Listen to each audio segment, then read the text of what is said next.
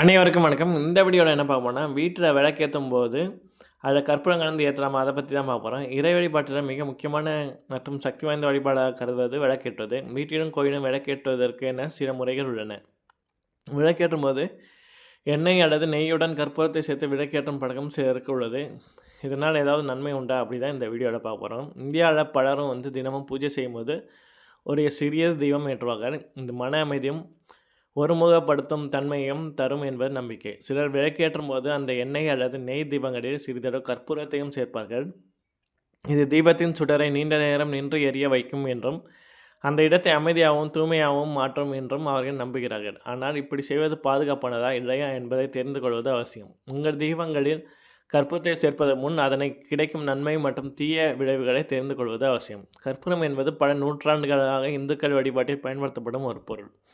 இது எரிக்கும் போது அது விரைவாக ஒரு வலுவான தூய்மையான சுடரை வெளியிட்டு எந்த திடமான எச்சத்தையும் விட்டு செல்லாமல் மறைத்துவிடும். பலர் இதை அகங்காரத்தையும் எதிர்மறை எண்ணங்களையும் கைவிடுவதற்கான அடையாளமாக பார்க்கிறார்கள்.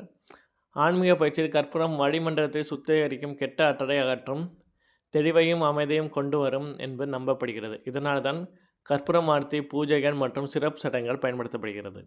பல வீடுகளில் எண்ணெய் அல்லது நெய் தீபத்தில் ஒரு சிறிய துண்டு கற்பூரத்தை சேர்ப்பது வழக்கமாக உள்ளது.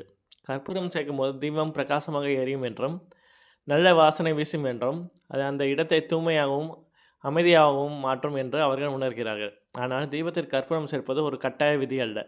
பாரம்பரியமாக எண்ணெய் அல்லது நெய்யுடன் மற்றும் தீபம் ஏற்ற வேண்டும் என்று கூறப்படுகிறது. கற்பூரம் பொதுவாக ஆர்த்தியின் போது தனியாக எரிக்கப்படுகிறது. ஒரு தீபம் மெதுவாக எரிய வேண்டும், கற்பூரம் வேகமாக எரியும். இரண்டையும் கலப்பது ஒரு தனிப்பட்ட விருப்பமே தவிர அது தேவையில்லை என்பதுதான் ஐதீகம்.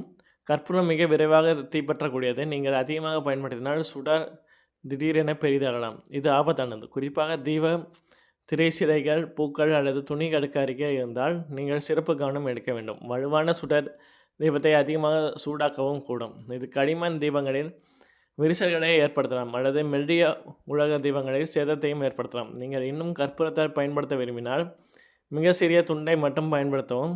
தீபத்தை திறந்த பாதுகாப்பான முறையில் வைக்கவும். உங்கள் பூஜை அறையில் சிறியதாக இருந்தாலோ நிறைய அலங்காரங்கள் இருந்தாலோ கற்பூரத்தை தவிர்ப்பது அவசியம். ஒரு சிறந்த வழி கற்பூரத்தை தனியாக எரிப்பதாகும். நீங்கள் அதை ஒரு சிறிய உலோக அல்லது வெப்பத்தை தாங்கும் தட்டில் வைக்கலாம்.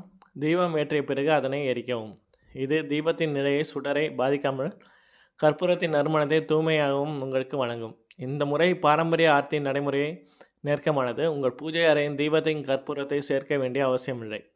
இது விருப்பமானது. இது நல்ல வாசனை வீசலாம் மற்றும் பிரகாசமாக எரியலாம். ஆனால் தவறாக பயன்படுத்தினால் அது பாதுகாப்பற்றதாக இருக்கலாம். கற்பூரம் அர்த்தமுள்ளது, ஆனால் அதை தனியாக எரிக்கும் போது அது நன்றாக வேலை செய்யும். மிக முக்கியமானது உங்கள் நோக்கம் மற்றும் நீங்கள் பிரார்த்தனை செய்யும்போது பெரும் அமைதியான உணர்வு. நன்றி.